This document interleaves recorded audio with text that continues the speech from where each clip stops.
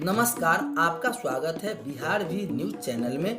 आपने अभी तक इस चैनल को सब्सक्राइब नहीं किए हैं तो लाल रंग का बटन दबाकर सब्सक्राइब कर लें और बगल के घंटे को बजा दें ताकि बिहार के ताज़ा खबरों से संबंधित लेटेस्ट वीडियो सबसे पहले आप तक पहुंचे। इस वक्त शिक्षकों के वेतन से कटौती को लेकर शिक्षा विभाग ने वसूलने की प्रक्रिया किया जारी का आदेश। कहा, शिक्षकों के वेतन से होगी कटौती, विभाग करेगी वसूली।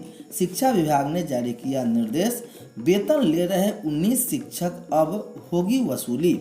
शनिवार को प्रखंड शिक्षा पदाधिकारी नवेश कुमार ने बेटा के 40% स्नातक शिक्षकों के वेतन निर्धारण में हुई त्रुटि में सुधार करते हुए अधिक वेतन प्राप्त करने वाले 19 कनीय शिक्षकों के वेतन में कटौती करने का आदेश जारी कर दिया।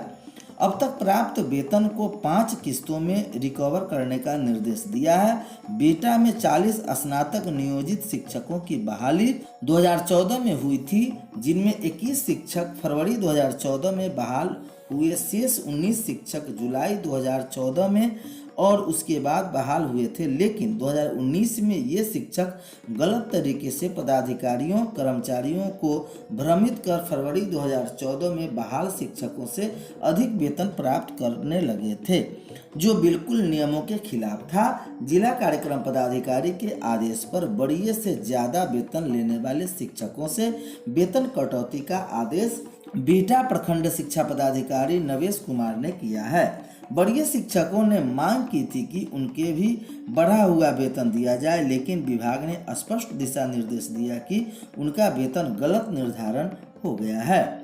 दूसरी खबर आ रही है, बीपीएससी सीटों की संख्या 5,555 से बढ़ाकर 575 की। बिहार लोक सेवा आयोग बीपीएससी ने 67वीं संयुक्त सिविल सेवा की परीक्षा के लिए रिक्तियों का संशोधित विज्ञापन जारी किया। अब 67वीं बीपीएससी परीक्षा में योग्य पाए गए अभ्यर्थियों का चयन 575 पदों के लिए किया जाएगा। बीपीएससी ने 67वीं संयुक्त प्रतियोगिता परीक्षा 2021 का विज्ञापन 25 सितंबर को जारी किया था।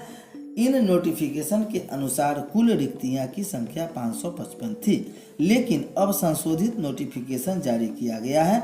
बीपीएससी 67वीं परीक्षा के लिए ऑनलाइन आवेदन प्रक्रिया 30 सितंबर से शुरू हो चुकी है। इच्छुक अभ्यर्थी 5 नवंबर 2021 आवेदन कर सकते हैं। 7 आवेदन फॉर्म में संशोधन 15 नवंबर तक की जा सकती है। छात्र बीपीएससी वेबसाइट bpsc.bih.nic.in पर जाकर या नीचे नोटिफिकेशन जो हमारे डिस्क्रिप्शन बॉक्स में आपको प्राप्त हो जाएगा, नोटिफिकेशन लिंक पर कर पूरी जानकारी प्राप्त कर सकते हैं।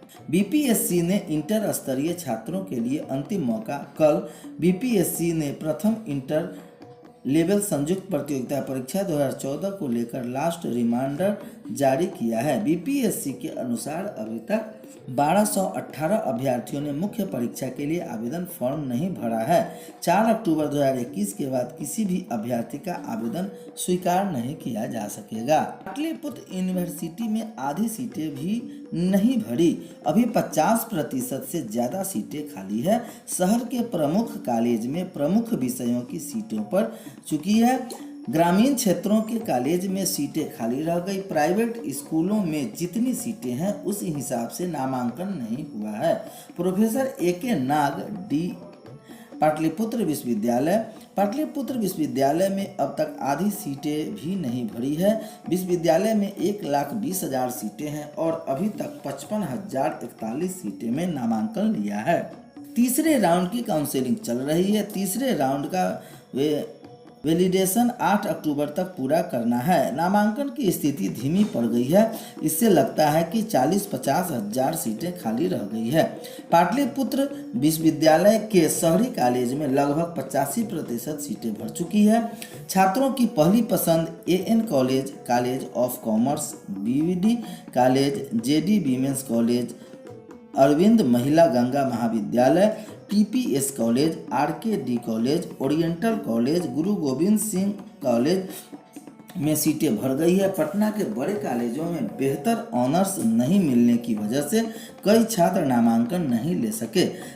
शहरी क्षेत्र के कॉलेजों में मानवीय संकाय की ज़्यादा सीटें खाली है। सोशल साइंस के कुछ सब्जेक्ट में भी सीटें खाली है। कुछ विषय में साइंस और कॉमर्स की सीटें भर गई है। पोस्ट ऑफिस से रेलवे का मिलेगा आरक्षण का टिकट। बिहार दर्शन रेलवे के आरक्षित टिकट पर यात्रा करने वाले के लिए खुशखबरी है। केंद्र सरकार की दो एजेंसी IRCTC और पोस्ट ऑफिस के बीच हुई समझौते के आधार पर अब पोस्ट ऑफिस से रेलवे का आरक्षण टिकट मिल सकेगा। पोस्ट ऑफिस द्वारा तत्काल टिकट भी रेल यात्रियों को उपलब्ध कराया जाएगा। जिस पोस्ट ऑफिस में यह सुविधा मिलेगी वहां के कर्मचारियों को रेलवे द्वारा प्रशिक्षित किया जा रहा है। पोस्ट ऑफिस कर्मचारियों को प्रशिक्षण देने के साथ IRCTC का यूजर ID और पासवर्ड भी उपलब्ध कराया जाएगा। एंड्रॉयड मोबाइल या कंप्यूटर के माध्यम से टिकट बुकिंग का कार्य होगा। पोस्ट ऑफिस में रेलवे का आरक्षण टिकट सुबह 9 बजे से शाम 6 बजे तक मिलेगी। टिकट नहीं देने या समय पर उपलब्ध नहीं करने वाले पोस्ट ऑफिस कर्मियों की शिकायत होने पर कार्रवाई भी होगी। अब तक रेलवे स्टेशन या साइबर कैफे आकर रेलवे टिकट का आरक्षण टिकट कटाने वाले ग्रामीण क्षेत्रों के लोगों को काफ़ी हद तक सुविधा उपलब्ध होगी। ऐसे लोग बिना रेलवे स्टेशन आए या साइबर कैफे पहुंचे अपने पास के पोस्ट ऑफिस से रेलवे टिकट प्राप्त कर सकते हैं। इंदौर DAVV का दूरस्थ शिक्षा विभाग ठेके पर, कहा यह उच्च शिक्षा की परंपरा नहीं है, यह तो बिजनेस माउंड है। सीधे तौर पर यह व्यवसाय की तैयारी है जहां निजी कंपनी के प्रचार के जरिए विद्यार्थियों को बुलाया जाएगा और फीस में बंटवारा होगा। डॉक्टर भारत छापरावाला, पूर्व कुलपति देवी अहिल्या विश्वविद्यालय इंदौर, विभाग के कुछ जिम्मेदार ठेके पर देने के अलावा हमारे पास कोई विकल्प नहीं है। अभी तक 3 वर्ष के लिए ही इसे दिया जा रहा है। दक्षिण भारत के कई विश्वविद्यालय में यह प्रयोग सफल रहा है।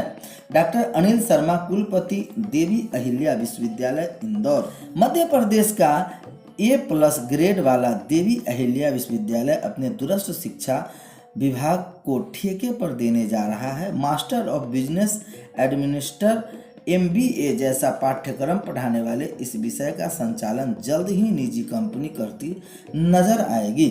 इसका प्रस्ताव न केवल तैयार हो चुकी है बल्कि विश्वविद्यालय की फाइनेंस कमेटी की मंजूरी के बाद कार्य परिषद ने भी इस पर अपनी मुहर लगा दी है। विभाग का नाम भी बदलकर centre for distance and online education CDOE किया जा रहा है। निजी कंपनी को संचालन सौंपने के लिए विश्वविद्यालय अब टेंडर जारी करने को दिशा में बढ़ा है। मध्य प्रदेश में यह पहला मौका होगा जब कोई राजकीय विश्वविद्यालय अपने किसी शिक्षण विभाग के संचालन का जिम्मा निजी कंपनी को सौंपेगा। हालांकि शिक्षाविद इसे गलत परंपरा की शुरुआत बता रहे हैं। वर्ष 2021 में दूरस्थ डिस्टेंस माध्यमिक से मध्य पढ़ाई कराने वाले के लिए यह विभाग बनाया